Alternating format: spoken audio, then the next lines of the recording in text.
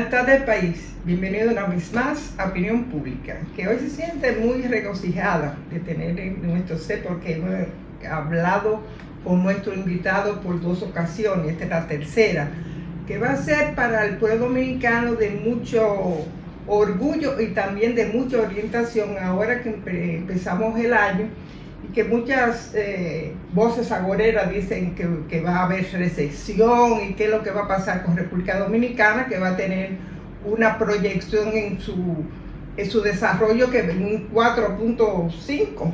4.6 por ahí. Pero todo eso depende de lo que pasa en el mundo y eso es lo que él va a tratar de dilucidar en este programa. Me refiero al licenciado Luis Manuel Piantini Múnich, que ha desarrollado a nivel continental y sobre todo nos ha representado en organismos multilaterales, que vamos a hablar después de la pausa, después de que te dé la bienvenida. Enseguida volvemos. Para sentirse bien y ir a sus compromisos sociales, visite siempre al mejor salón de esta capital, Salón Marcia Beauty Center. Está en la Rómulo Betancourt, esquina Cabonabo, y para mayor información puede llamar a su teléfono 809-482-3239.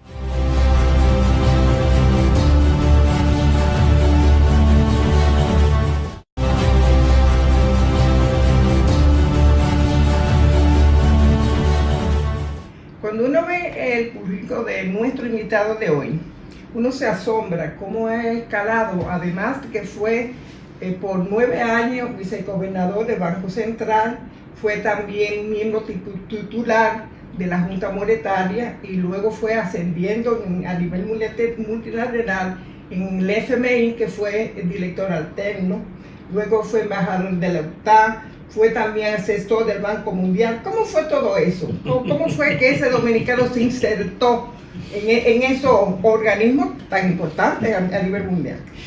Bueno, fíjate, para hacerlo rápido, yo estuve como lo que hoy es viceministro de la presidencia en la parte técnica del secretariado técnico, en aquel momento ahora es el Ministerio de Economía y Desarrollo, y estuve encargado del área de ONAPLAN, la parte toda técnica, cuando el acuerdo con el Fondo Monetario del 85, 86, con Orlando Asa, tipo excepcional, honrado, capaz, trabajador.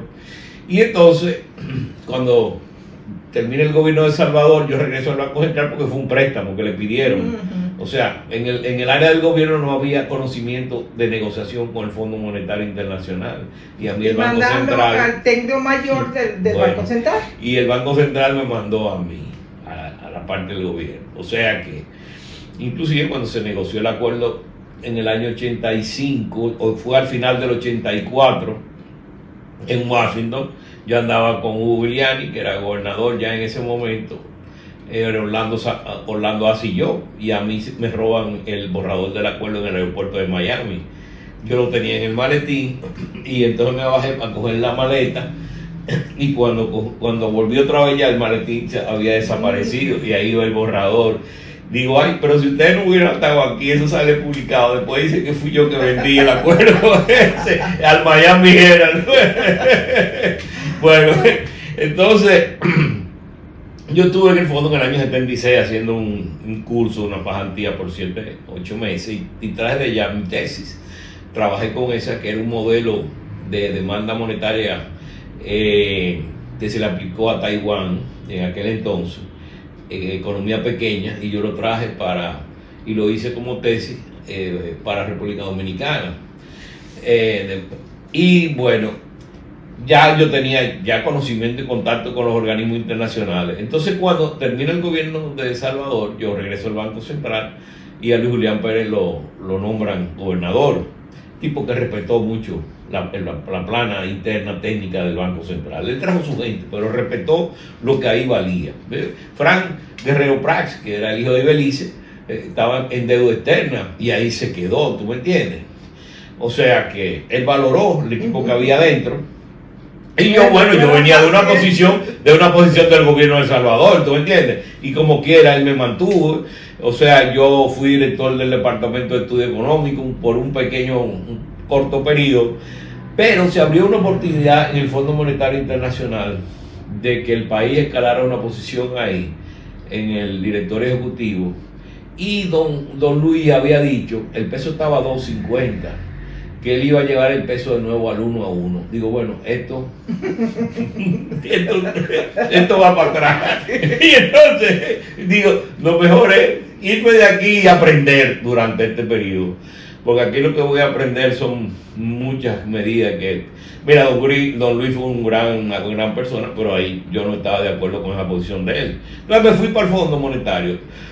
Y allá comencé como asistente de director ejecutivo, que era Alexander Kafka, familia de Kafka, el checoslovaco, y que salieron huyendo él y su esposa porque eran judíos y se fueron a Inglaterra, y entonces se pararon en Brasil y se nacionalizó brasileño, y fue junto con la delegación brasileña a la creación del Fondo Monetario Internacional en Bretton Woods, al norte de New York, en New Hampshire, que lo visité esa zona ahí. Es muy bello, es un hotel grandísimo, enorme. Nada más se llegaba por tren en esa época, o sea que era todo secreto cuando se formó eso por ahí, pues estaban en plena guerra todavía. Entonces ahí se formó el Banco Mundial y se formó el Fondo Monetario, y el profesor Kafka fue uno de los miembros de la delegación brasileña. Él estuvo como director ejecutivo de Brasil como 35 años.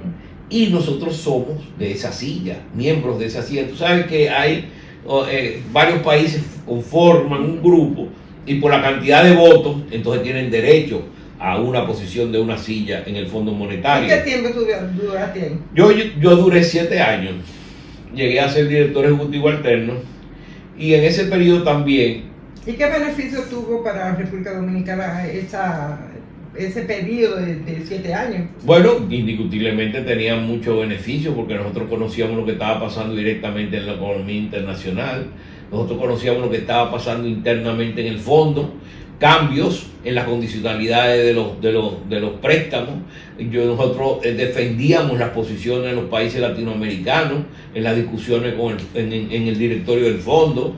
Entonces Kafka era muy respetado. Cuando Kafka hablaba, todo el mundo se callaba. Un hombre con una experiencia descomunal, inteligente, capacidad, y además ya 20 y pico de años, 30 años como director, ya era. Entonces pues el país tuvo muchos beneficios. También en esa época fui asesor en el Consejo de Directores del Banco Mundial. Y después regresé aquí, fue cuando tuve esas posiciones, y después me nombraron de la Cancillería. Trabajé 4 años ganando $1, porque después que salí del Banco Central de la Junta Monetaria, Carlos Morales lo nombró, ¿tú te acuerdas? Canciller de la República, sí, en el gobierno de Leonel, cuando entra en el 2004. Y a mí me habían quitado el miembro de la Junta Monetaria. Entonces Carlos Morales me llama porque yo había trabajado con él en Washington, en el sentido que le había dado soporte a la embajada, mientras yo estaba trabajando en el fondo también, porque como dominicano en sí tú tienes, ¿no?, que apoyar a tu embajada, ¿no? Entonces trabajé muy de cerca allá, y cuando a él lo hicieron canciller, pues me llamó, incluso me ofreció una subsecretaría, y yo le dije que no, que yo estaba muy cansado, y es verdad, yo estaba agotado y que no quería ningún cargo burocrático, que yo a él lo apoyaba como asesor, y que lo que iba a cobrar era $1, porque yo creía que él me iba a tener asesor 2 horas a la semana, algo así, ¿no? Las cosas puntuales. Me fue dando trabajo, y yo trabajaba ¿cómo es que diga? 24/7, 24 horas 7, ¿no? Yo salía a las 10 de la noche de la Cancillería. Cuando yo salía, ya todas las luces de los pasillos estaban apagados.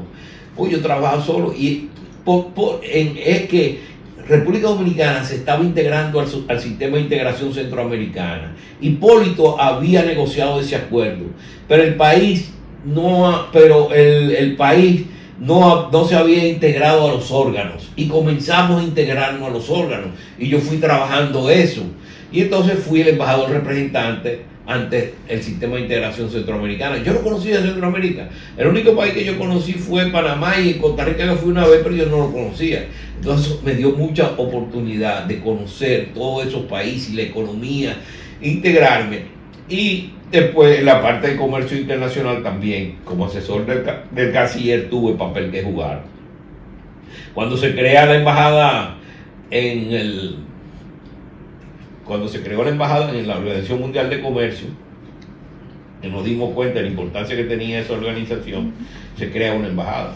Pero además se asigna a esa embajada todos los demás organismos económicos en Ginebra.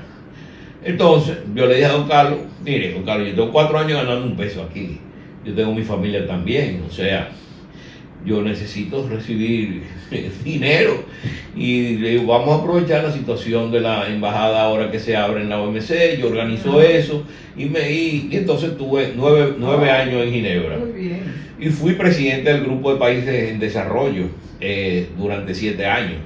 O sea, fui la voz cantante en el Consejo de la Organización Mundial sobre las posiciones de los países en desarrollo. ¿Por qué? Porque República Dominicana estaba en atraso, en pagos. Entonces República Dominicana no tenía derecho a ninguna posición en el Consejo, ni en directorio, no, sí tenía voz y tenía voto. Lo que no tenía era derecho a ocupar ninguna presidencia de un consejo o de un comité, nada de eso. Entonces yo dije, bueno, pero nosotros nos vamos a quedar aislados, eso no puede ser. Y busqué un mecanismo que era un grupo. Y a través de ese grupo, pues teníamos mayor participación. Y fui el que tuvo mayor, porque ese grupo se iba alternando por región, ¿no? Dos años le tocaba a tal región, 2 años que yo qué, y a mí me mantuvieron durante 7 años en esa posición hasta que me fui. Bueno, o sea, y además en la UNCTAD, que es la Organización de Naciones Unidas para el Comercio y Desarrollo, que creó Raúl Presbich. Ya en el año 60, la década de los 60, había un pleito muy grande entre los países en desarrollo y los países desarrollados porque había una discriminación en términos de precios. Los países, los productos de nosotros, commodities, agrícolas y mineros, se negociaban en Londres o en Nueva York y se fijaba un precio específico en esa negociación. Pero los bienes durables de los países desarrollados, esos tenían variación diaria.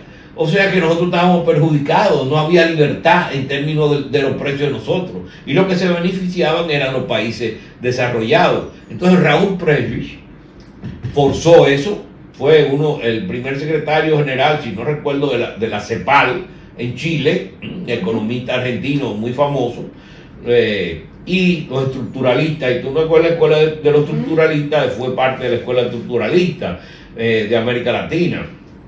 Y entonces él crea ese organismo con Naciones Unidas, y ese organismo se convierte en un organismo muy importante porque negociaba las políticas de comercio entre los países desarrollados y los países en desarrollo. Y en 60 años de eso, el primer presidente dominicano de ese organismo fui yo, durante 1 año. Y después estuve como vicepresidente 2 veces también por América Latina. O sea que he tenido una experiencia a nivel internacional. Y todo ese bagaje que has adquirido y te da la potestad y el bagaje para que nos diga la economía dominicana actualmente, ¿cuál es su principal problema y cuál es la recomendación para quitar ese problema? Mira, te voy a decir una sectorial y la otra en términos de factores. En términos de factores es la formación. Nosotros no hemos tenido la capacidad de atraer el tipo de empresas que atraen los costarricenses de alto nivel tecnológico. Los otros días salió un cuadro sobre los salarios mínimos que se pagaban en América Latina. Nosotros estábamos por el suelo, 200 y pico de dólares. Costa Rica estaba en 600. Ese salario, no hay una variación de esos salarios. No, eso en un momento determinado lo que se pagaba es mínimo en ese país, aunque no estuviera fijado, pero el mercado lo que pagaba. En ese momento en República Dominicana se pagaba 200 y pico, en Costa Rica 600 y pico.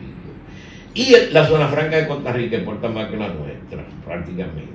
Entonces tú ves que hay una productividad de la mano de obra en Costa Rica que es mucho más alta que la de nosotros por ese nivel tecnológico que hay. Hoy yo te digo que hay falta de Infotep, tal vez. Infotep ha hecho una gran labor, pero hay que profundizar más en la formación técnica. ¿En qué área, por ejemplo? Por ejemplo, estamos viendo, yo te estaba hablando un poco del área de turismo. O sea, y de agrícola. Pero cuando te digo en la parte de formación, se necesita más sostén en aquellas zonas donde realmente se está desarrollando más rápidamente un sector como es el servicio en la parte de Bávaro, Punta Cana. Ahí hay una población creciente y negocios crecientes. Tú vas ahí y tú te sorprendes de la cantidad de negocios que hay ahí. Entonces ahí hay una necesidad de formación. ¿Qué viste ahí? Entonces, ahí por ejemplo, la escuela está en Higüey. No, tú deberías tener una escuela en Bávaro. En Bávaro, que ahí son las necesidades básicas, ahí que están los hoteles. No en Higüey, ¿tú me entiendes? O sea que tal vez hay una motivación, yo no sé, pero la lógica que yo veo es que esté en Bávaro, que ahí que está la formación. Entonces hay falta de formación también, que hay que fortalecer. Después, te voy a hablar de lo del sector. Una cosa que yo vi también, vi en Juan Dolio y vi en Bávaro, en términos de turismo, estamos hablando de turismo, estamos hablando del nuevo polo, pero tú vas a esas áreas y las calles son un desastre, llenas de charcos, parecen cráteres lunares. Cuando el turista camina por ahí, oye, tiene que darnos pena como país, tiene que darnos pena. Y cuando tú ves, que el turismo genera 8.900 millones de dólares, y una calle no se puede faltar. Esas son pequeñas áreas. ¿Por qué no se le puede dar servicio de higiene, aseo a eso? Porque ahí hay un problema de aseo, un problema en términos sanitario, de que la gente se puede enfermar, ¿tú me entiendes? Y con esos charcos, ahí vienen los dengue, ahí viene una serie de epidemias.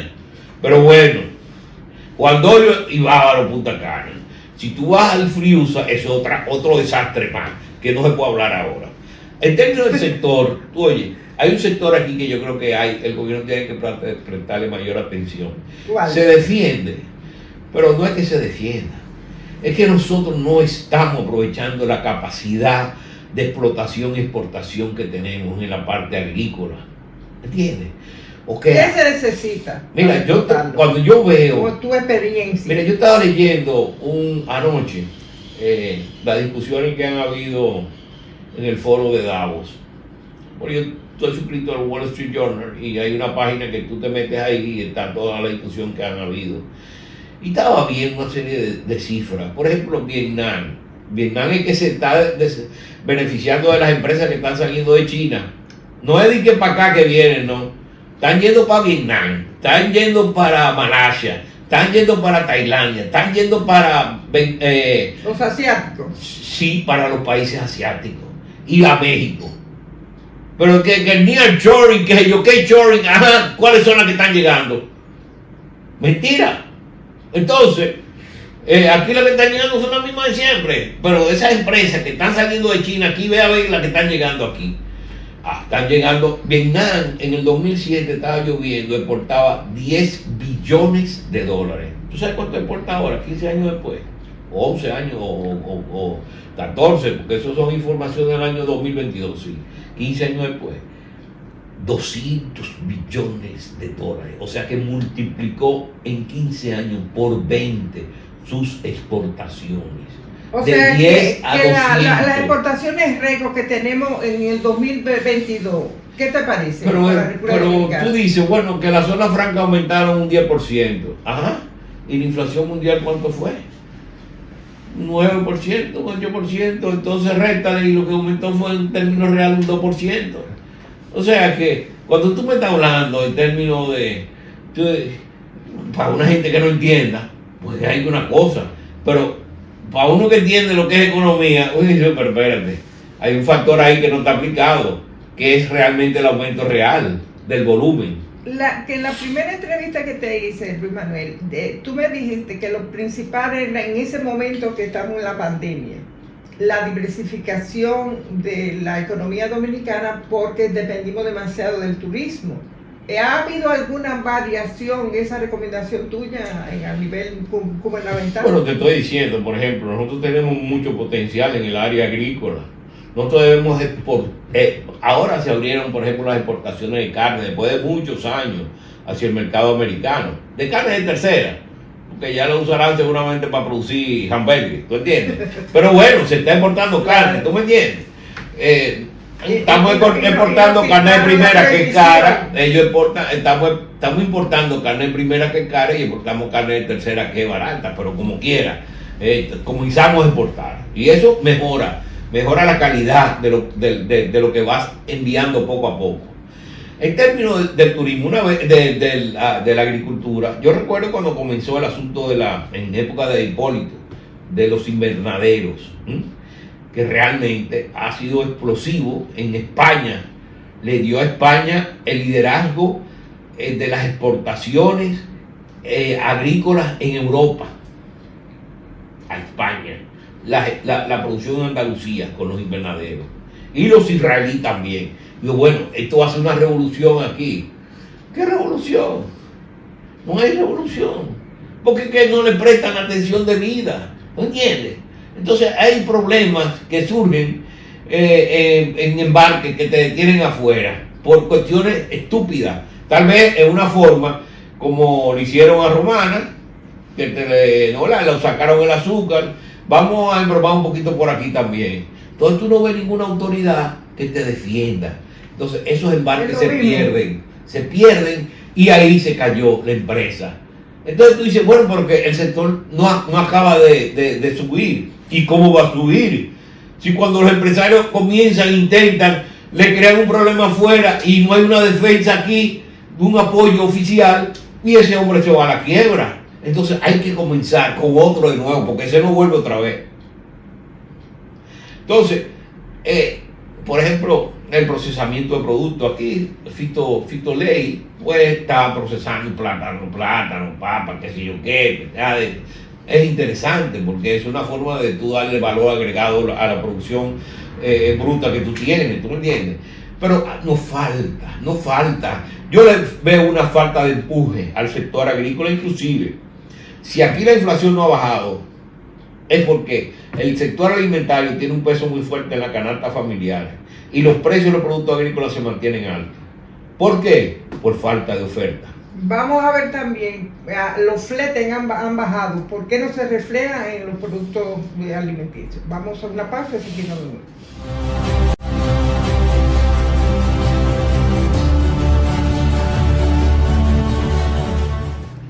¿Por qué los precios en República Dominicana, Manuel, suben y cuando se dan los factores para que bajen, eso no se refleja en los precios, en el precio que consume la mayoría del pueblo dominicano? ¿Cómo es eso? Fíjate lo que pasa en República Dominicana. Esto dicen que es una economía de mercado, pero una economía de mercado no competitivo. Aquí no hay competencia. Aquí hay 2 o 3 que se agarran en cada rama y son los que dominan esa rama. Y son los que fijan los precios y los que fijan las cosas. Y son los que dicen quiénes entran y quiénes no entran. Y tapan a todo el mundo. No te dejan entrar. Esa es la realidad de la economía dominicana. Pero, ¿qué pasa? Cuando tú señalabas que te hablaban de que los inventarios, sí es verdad, puede ser que vengan, que haya un comercio que tenga inventario a precios altos, baja el producto, exacto, pero ese inventario te dura 15 días porque son productos perecederos que tú tienes. No un plátano, el plátano te va a durar un mes ahí, ¿me entiendes? Ni el arroz tampoco, el arroz se te puede dañar y se puede dañar la habichuela. Entonces, cuando ellos compran otra vez a la baja, mantienen el precio alto. ¿Qué fue lo que pasó? ¿Qué pasó cuando la crisis bancaria subió el peso hasta 60 pesos por dólar? Que no ha llegado.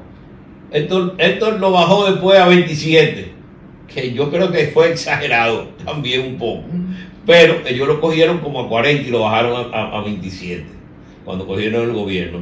Ya había bajado en el de Hipólito como de 59 a 41, sí. Y cuando Leonel llega, ese 41 Héctor lo bajó a 27, apretando, ¿no? Pero se le fue la mano, porque ¿qué pasa? Que los comerciantes mantuvieron el precio alto Entonces, el 27 te perjudicó las exportaciones, pero te benefició las importaciones, ¿me entiendes? A la vez, los comerciantes no modificaron su precio, vendieron al precio alto de 60, y yo creo que todavía están vendiendo al precio de 60.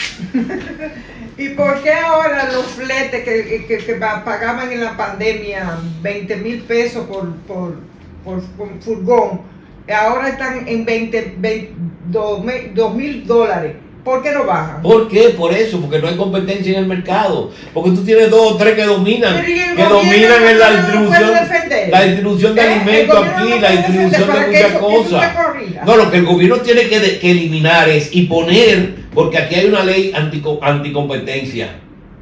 Y cuando esa ley se quiso aplicar a una cervecera, le tumbaron y le quitaron el cocote a la que estaba como directora. ¿Por qué? Porque el mismo gobierno no respeta su ley y no se aplica las leyes como deben de ser los reglamentos. Entonces se mantienen esos privilegios. Es igual que lo que pasa ahora con el subsidio a la gasolina.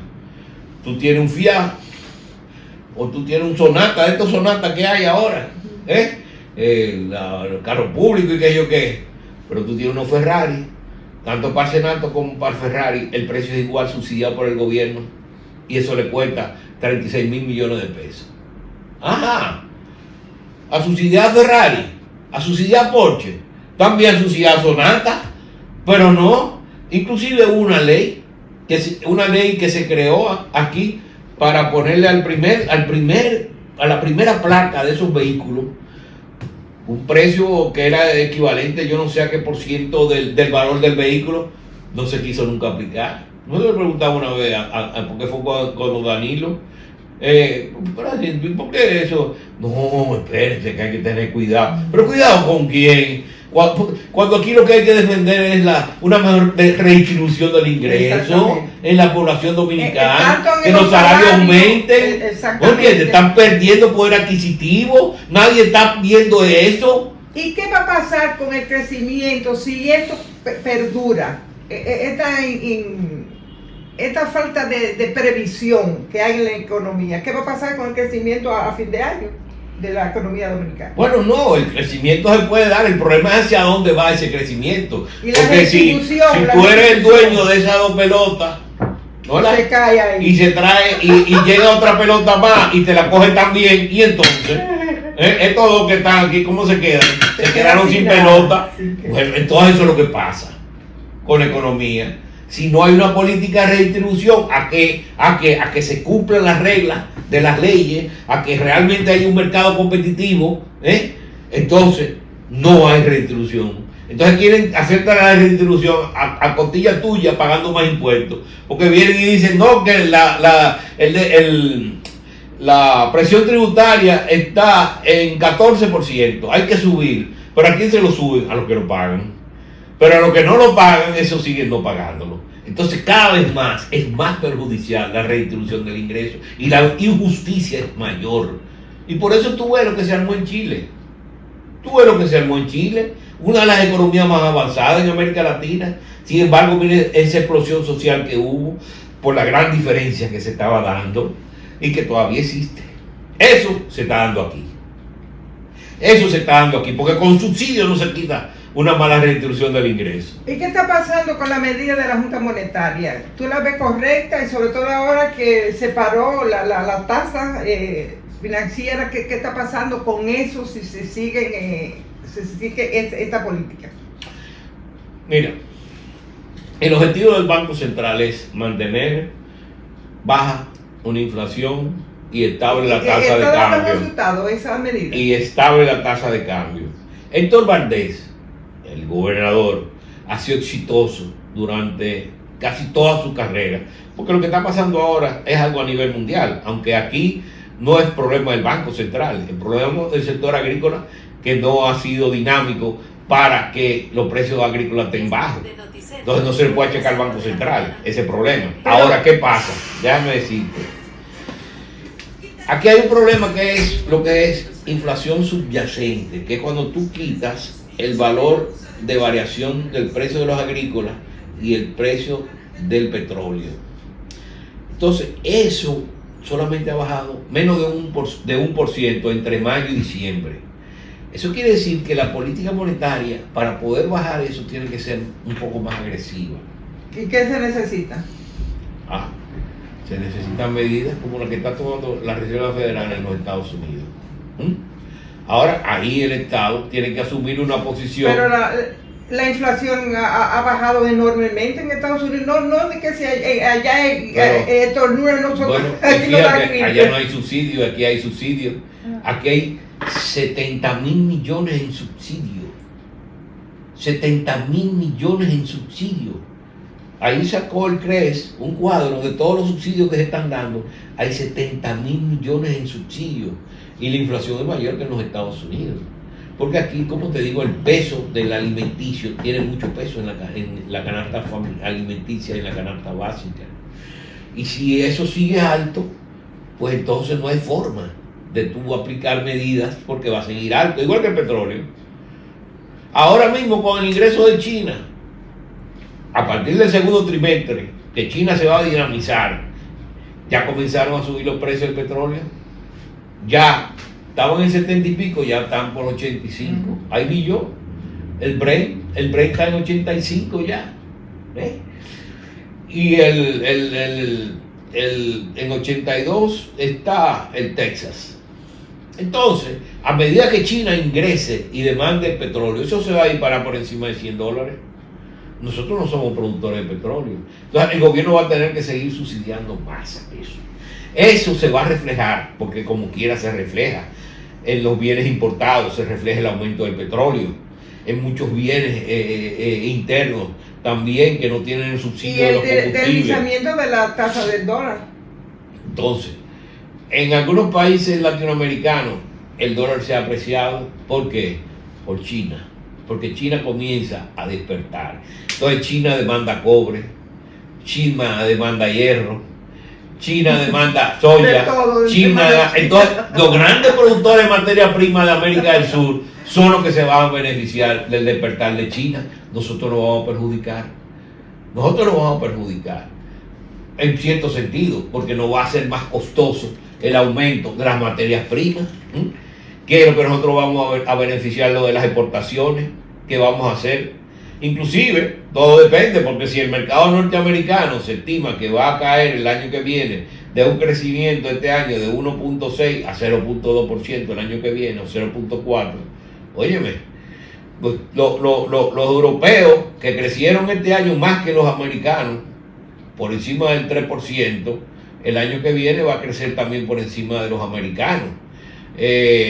Porque los alemanes exportan mucho a China, y si China se dinamiza, pues el motor de crecimiento europeo es Alemania. El alemán va a demandar más insumos de los otros países del resto de Europa. Entonces hay una dinámica que se da con el asunto de China, pero nosotros no nos beneficiamos mucho de eso, porque nosotros somos importadores de materia prima y lo que va para arriba son la materia prima en precio.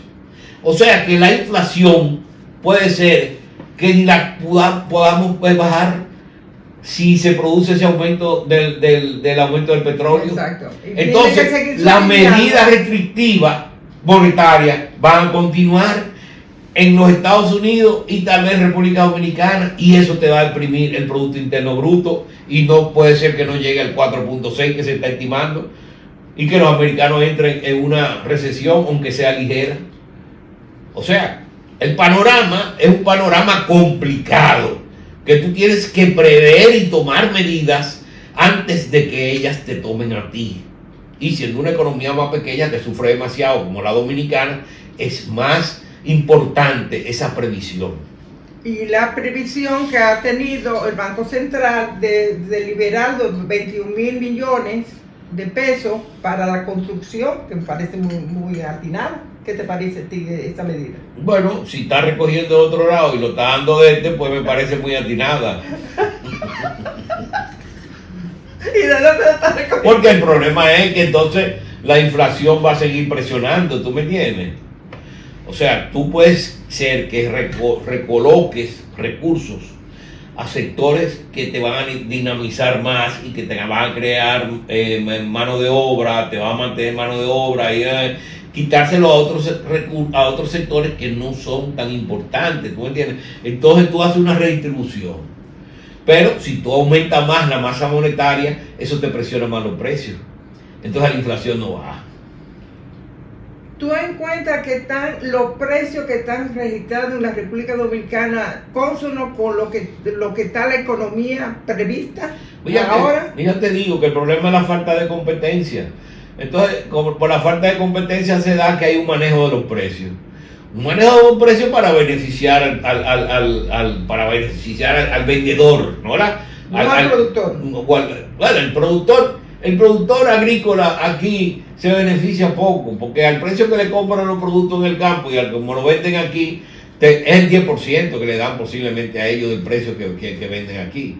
Que eso siempre ha sido una voluntad del Poder Ejecutivo, como Hipólito, que fue un presidente agricultor, y de don Antonio, que fue gente ligada muy a la agricultura, pero que nunca ha sido una política constante de mantener una política de beneficio para el productor agrícola, el pequeño productor agrícola, no los grandes, porque los grandes tienen acceso al mercado, pero muchas veces esos mismos grandes se perjudican porque le venden a un supermercado y el supermercado le paga 180 días. Y el capital de trabajo de ese señor se lo comió la inflación y no tiene recursos para seguir operando, porque el comprador, como no hay competencia, se beneficia de eso. Porque tú nada más tienes 2 o 3 compradores y estás obligado a venderle a eso. Y muchos de los productores dominicanos han quebrado y no han seguido por ese problema en el comercio. Entonces la pregunta que salta de esto que están hablando, ¿está asegurada la alimentaria en República Dominicana? ¿La seguridad alimentaria? O sea, nosotros somos productores de arroz. Otro problema. Vamos al... yo no sé si falta mucho para terminar, pero de este básico. Yo fui en los mejores años de la Organización Mundial de Comercio. Ya la Organización Mundial de Comercio le sirvió a los Estados Unidos. Ya cuando vino el conflicto con China, cuando ha venido el conflicto con Rusia, ya la Organización Mundial de Comercio no le sirve a los Estados Unidos. Pero ya ellos lo veían venir. Y la destruyeron antes de que llegara. ¿Cómo? Ay, qué vivo. El órgano de apelación se lo tumbó, no le ha permitido que se opere. Y si eso no opera, la organización no tiene fuerza para penalizar ninguna violación a su reglamento. Entonces todo el mundo está violando ahora. Los americanos están subsidiando una industria ahora de tecnología y de de cambio que pueden afectar a las empresas que se instalan en República Dominicana, porque en vez de venir para acá, se van a los Estados Unidos porque tienen subsidios. Que es el pleito que tienen los europeos. Los europeos están peleando porque las empresas europeas se le están instalando en los Estados Unidos. Se le están yendo de Europa a los Estados Unidos por el subsidio que está dando el gobierno americano. Y cuando protestaron los europeos, ¿qué le dijo la Yellen? Creen una ley igual, pero estos son leyes violatorias de la Organización Mundial de Comercio. O sea que los grandes son los que están violando. Ahora, cuando nosotros, por ejemplo, ahora con el asunto del arroz, que firmamos un acuerdo estúpidamente, porque habíamos logrado en la Organización Mundial de Comercio una rectificación técnica de los 8 productos agrícolas. ¿Qué quiere decir rectificación técnica? Que cuando se negoció la oferta agrícola en el 95, quienes la negociaron, las tasas arancelarias que estaban a 100%. O sea, tú entrabas aquí, un saco de arroz, y te costaba 20 pesos afuera y tenías que pagar $20, 20 pesos para poderlo entrar más. 20 pesos más porque había un 100%. Pero ¿qué pasa? Los negociadores que negociaron la oferta agrícola de la OMC en Ginebra, cuando se creó la OMC por acuerdo de la Ronda de Uruguay, bajaron ¿a cuánto fue? Al 40%. O sea, le tumbaron 60 puntos. Y cuando los agricultores aquí, porque nosotros vivimos en el limbo, cuando pasan las cosas que nos damos cuenta, porque nosotros tenemos un refrán, que ponemos candados porque nos roban, ¿no? Bueno, pues eso pasa a nivel internacional y a nivel de política también. Entonces, Cuando se dieron cuenta de lo que había pasado, que iban a fracasar, iba a llevar a la quiebra al sector agrícola dominicano, arroz, habichuela, pollo, todo eso, entonces fueron huyendo, hicieron una rectificación y se lo aceptaron de 8 productos. ¿Qué hicieron los negociadores del acuerdo CAFTA? Se lo entregaron a los americanos. O sea, algo que nos protegía con todos los países de la OMC, ahora no nos protege con los americanos, los principales competidores de nosotros en arroz. Entonces, para negociar eso, ¿qué tiene que haber? Que todos se pongan de acuerdo. Los centroamericanos, los americanos y nosotros. Y se van a poner de acuerdo. No están dorando la píldora de hace tiempo, hablando de que hay conversación. Nada, no va a haber ningún acuerdo sobre eso. Yo no sé lo que vamos a hacer con el arroz, ¿eh? ¿Quién podrá defenderlo? Vamos a hacer una pausa y enseguida volvemos.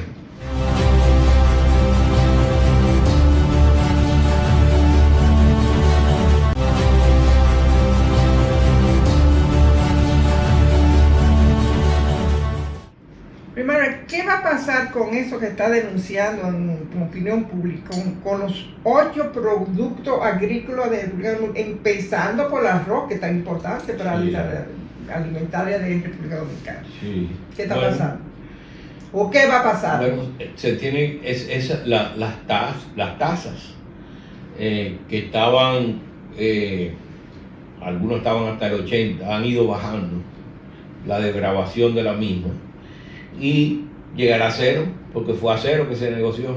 Entonces tú de 80 bajas a 0 y la protección que tenían con relación a productos que son más competitivos o que tienen un subsidio, porque todos esos productos agrícolas tienen subsidio, los productores agrícolas americanos reciben subsidio del gobierno, pero ese acuerdo nunca se negoció porque los países desarrollados nunca dejaron que se negociara el acuerdo Doha, que fue un acuerdo que se abrió en el año 2001 para renegociar los subsidios agrícolas de los países desarrollados. ¿Me entiendes? Entonces, eso nunca los desarrollados llegaron a ninguna. No hay que los dominicanos no hemos sabido negociar con ese tema. Bueno, a menos que no haya una posición de todos los países centroamericanos y República Dominicana solicitándole a los Estados Unidos una apertura del acuerdo para renegociar las tasas arancelarias. Si no hay eso, nosotros no podemos tomar medidas unilaterales. Pero tú lo ves que sería con éxito, que ese planteamiento que está haciendo podría tener un éxito. Podría ser, pero yo no sé por qué no ha pasado.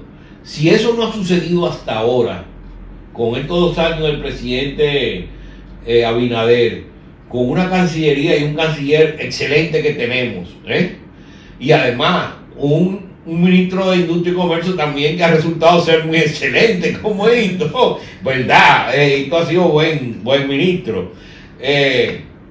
Y si eso no ha acontecido, es porque tal vez hay mucho obstáculo para que eso suceda.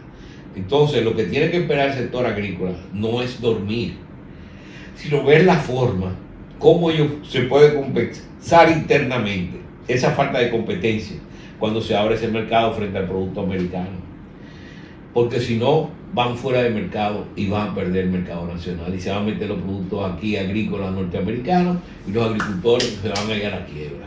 Eso es lo que tú vas a ver aquí. Y eso no se puede actualmente, cuando tenemos una posible recesión a nivel mundial y que podría afectar grandemente el turismo dominicano. ¿Cuál es la desgracia de esto? ¿Cuál es la desgracia? ¿Cuál es? Que al que nos estamos enfrentando es la economía más poderosa del mundo. ¿Con qué tú puedes luchar? ¿Qué tipo de medidas de reforzamiento tú puedes hacer para llevar a ese país a negociar contigo? Nada. Porque dependemos completamente de ellos. Fíjate lo que pasó entre Central Romana y Callao. Aquí Callao, mira lo que pasó con Central Romana. Central Romana a buscarse mercado por otro área para vender su azúcar. Eso es. Y nosotros tendremos que importar el arroz y los arroceros se irán a quiebra. Pero ¿eso qué representa? Eso puede representar un problema social muy grande, y con acto de violencia en el país, para que tú sepas eso. Si eso sucede y no se le lleva a la conciencia de los del gobierno americano, lo que eso pueda pasar. República Dominicana, con ese problema de Haití, la isla es explosiva, es un volcán. Volvemos a ser volcán de nuevo. Y podemos arrastrar varios países también, porque estamos en el centro del Caribe. Así que hay que buscar una solución. Yo no sé cómo, pero hay que buscar una solución porque no se puede llevar aquí ahora el sector agrícola dominicano. Cuando estamos hablando que tenemos mucho potencial para crecer. Y si no somos competitivos ante ese país, es por el subsidio que tienen ellos en los sectores agrícolas también, que son abusivos. Quedan 5 minutos. Me gustaría que nos hablara de un ensayo que publicaste en el Listín Diario sobre el Haití y lo que podía hacer para la República Dominicana con una devastación de su economía y de lo que es la soberanía nacional. Mira, ese artículo se publicó en el 2005. Cuchito me lo publicó en el Hoy a página completa, le dio Cuchito en aquel entonces, que a mí hasta me sorprendió. Y yo decía lo que iba a pasar, que está pasando ahora, que Haití se iba a convertir en la involución de República Dominicana. ¿Por qué? Porque cuando a ti te invade una cultura inferior, tú te degradas. Cuando a ti te invade una cultura superior, tú creces. Lo que pasó, vamos a poner el caso de los españoles. La pintura, ¿quién mejoró las artes en este país? La inmigración española que vino en los años 30, 40. 30 y pico, con la guerra civil española. 29, pero con ¿sí? 40. Ok, esa inmigración dinamizó las artes en este país. Ahí está Fraventó, hay una serie de gente. Benazanetti que revolucionaron aquí, o sea, le agregaron a la cultura dominicana. Pero ¿qué nos agrega? No voy a mencionar nombres. No, ¿qué nos agrega? Son inferiores en términos de cultura. Ellos tienen su propia cultura. Tú sabes bien, en pintura era naif, o sea, ellos tienen su propia cultura. Pero en términos de educación, por ejemplo, en términos de comportamiento, o sea, como es que donde están ellos, ahí no hay nada, ahí hay tierra arrasada. Ellos, donde han ido, a los países que han ido, que hacen campamento, en México, el vecindario ha querido salir huyendo y son protestas que hay. ¿Por qué? Porque no saben comportarse, no hay comportamiento. Ahora te voy a decir una cosa, es un pueblo también trabajador. Y te voy a decir algo, ellos están cogiendo trabajo de los dominicanos, por ejemplo en la zona de Bávaro. Tú ves todos los mini negocios que hay, son de haitianos. Los capitanes de botes son haitianos. Y los dominicanos ¿dónde están? Conchando o viviendo de la remesa bajo una mata jugando dominó. Desgraciadamente. ¿Me entiendes? Ahora, ¿qué pasa? También que el salario aquí es muy bajo a nivel formal. Entonces, para estimular, tú tienes que aumentar y dar formación.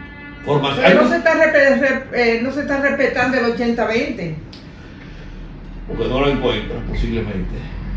No encuentras el 80. Sí. En el campo tú no encuentras. No, para los dominicanos. En el campo tú no encuentras ni el 10. Tú al campo y no hay dominicanos que tú encuentres que quieran trabajar la tierra. Todos son haitianos. Yo sé, mi hijo tiene negocio. Y en la planta tuya, ¿cuánto hay? No, papi, casi todos son haitianos. Y los dominicanos no quieren trabajar. Pero no quieren trabajar los dominicanos porque no le pagan. Bueno, no, tal vez no le pagan, pero ahí están viviendo. Hay el control de los precios también, te voy a decir. Porque se ha hablado mucho aquí. Yo hice construcción y los haitianos construían ahí. Y el maestro era haitiano y ganaba muy buenos salarios. Un sueldo muy bueno. Muchas veces lo que se habla es disparate también, y no es verdad, porque aquí hay mucha competencia a nivel del sector de la construcción para traer lo mejor que hay en el mercado. Bueno, no se te va a caer un edificio como el cayó hoy, el de La Vega, de 4 pisos.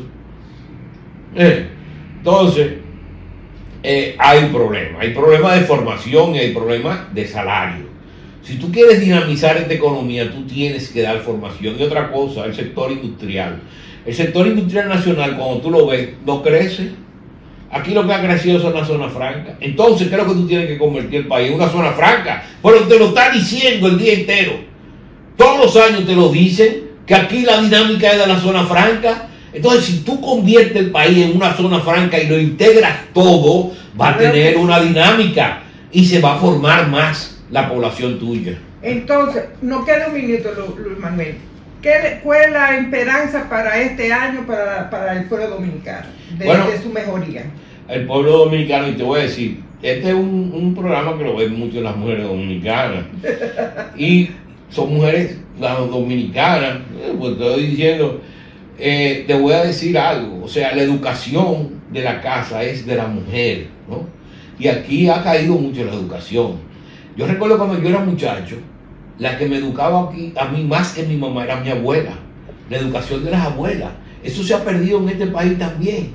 Entonces aquí se han perdido muchas cosas que hay que recuperarlo de nuevo. Entonces yo exhorto a la madre dominicana, a la mujer dominicana, a esos hijos que tienen, ¿no?